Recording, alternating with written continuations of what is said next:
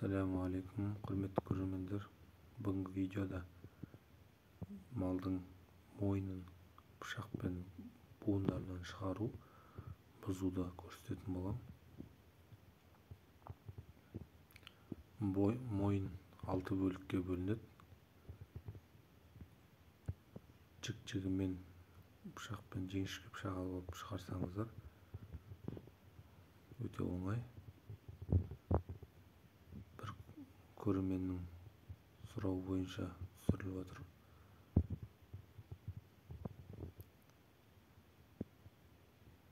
Видео ұнаса лайк басып, пікір қалдырып, каналға жазылуды ұмытпаңыздар. Басқалармен де бөлісіңіздер.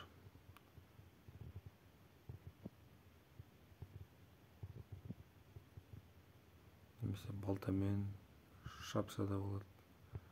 Бірақ онда сүйектері көтіліп, ертең жеген кезде сүйектер ауызға түсіп отырады. Сол үшін осылай буындап шығарғанда дұрыс.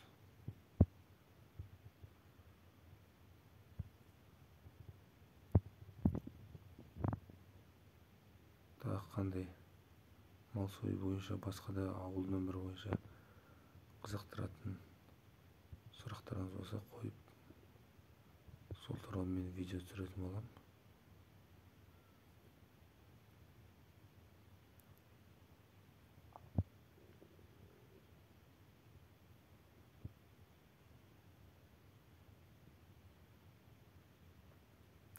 Қазақтың буынсыз жерге пышақ ұрма деген сөзі бар ғой. Буынға салсаңыз кесілмейтін, бұзылмайтын нәрсе жоқ.